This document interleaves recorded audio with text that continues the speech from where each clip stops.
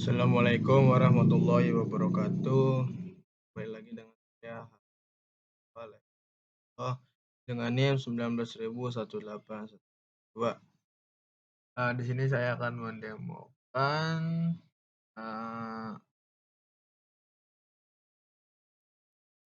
pertemuan yang ke-11 tentang JSON dan XML dalam proyek pemrograman web dinamis. Langsung saja kita jalankan Apache dan MySQL-nya. Setelah itu di sini saya langsung saja pada buka text editornya, itu Sublime Text. Yang ketiga, saya menggunakan Sublime Text ini saya akan menjelaskan codingannya. Yang pertama di sini ada untuk koneksi.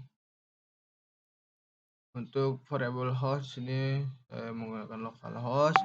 Untuk variable username-nya root. Variable password karena tidak menggunakan password dikosongkan saja. Untuk variable database name-nya itu untuk nama database ini pencarian bank.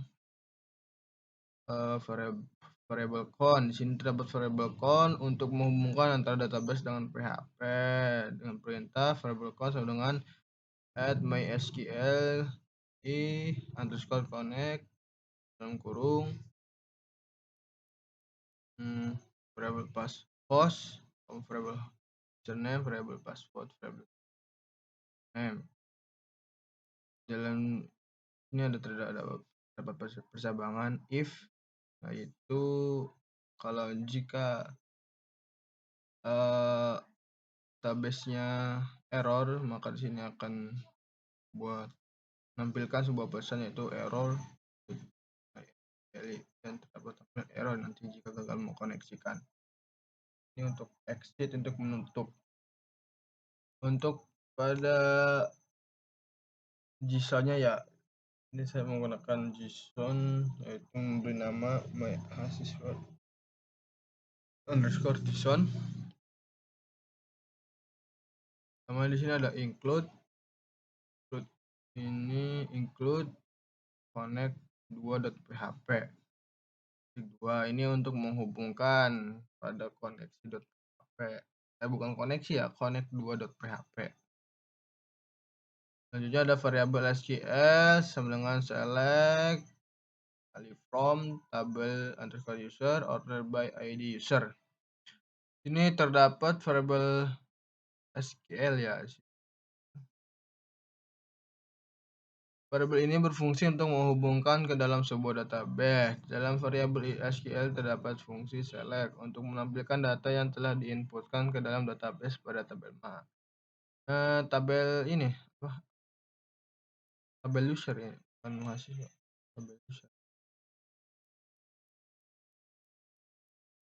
Selanjutnya pada variabel tampil sama dengan mysql_query dalam kurung variabel count, variabel SQL. Pada variabel tampil ini yang di dalamnya ada fungsi query yang digunakan untuk melakukan query terhadap database.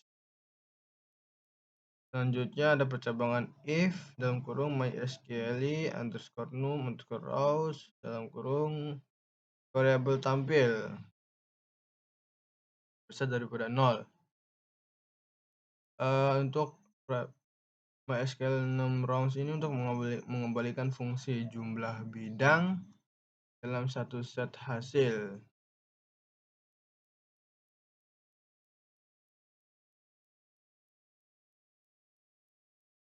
Selanjutnya ini ada variabel 0 sama dengan 1, variabel response sama dengan array dalam kurung. Selanjutnya di sini ada variabel response data sama dengan array. Ini ada percabangan while.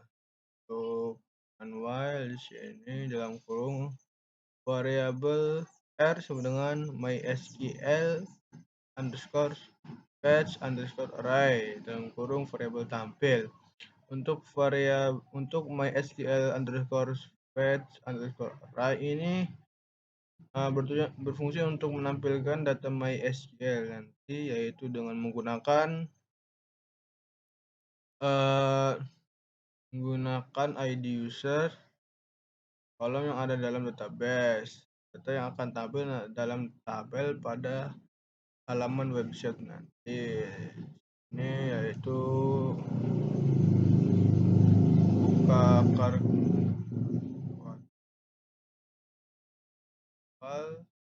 ada variabel A, ada ID user, tanggal, bank tujuan.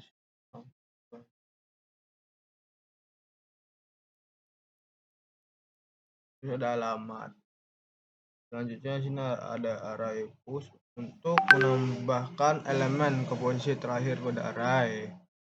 Ini ada echo, JSON, code. Ini ada perintah untuk JSON-nya, yaitu dapat digunakan baik untuk indeks array maupun associative array maupun gabungan keduanya. Selanjutnya ada pertimbangan else, variabel response, message, hanya tidak ada data di sini. Sama ada while sini else. Jika tadi data tersebut tidak sesuai, maka di sini ada sebuah pesan, maka nanti dan errornya itu tidak ada data. Selanjutnya pada mahasiswa_xml ini ada include connect 2.php untuk menghubungkan pada koneksi connect 2.php. Ada header connect tipe ini teks atau XML, dapat sebuah fungsi header. Selanjutnya variabel query sama dengan select from table user. Nah, di sini kita udah dapat variabel query ini fungsi untuk menghubungkan ke dalam sebuah database. Di dalam variabel query ini terdapat select untuk menampilkan data yang telah diinputkan ke dalam database pada tabel user.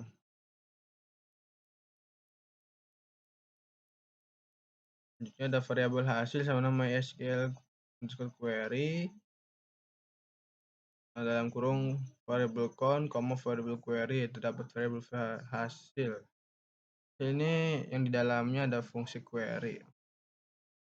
Digunakan untuk melakukan query terhadap database. Di sini selanjutnya ada variabel zoom file dengan MySQL_name_field dalam kolom variabel hasil. Berfungsi MySQL_name ini berfungsi untuk jumlah bidang dalam kolom ya, dalam satu set hasil. Selanjutnya ada percabangan while. Ini terdapat MySQL_fetch_array ini yang menampilkan data MySQL itu dengan menggunakan ID user yang ada dalam database. Nanti data yang akan tampil dalam tabel pada halaman website. Dan sudah, kita langsung pada hasilnya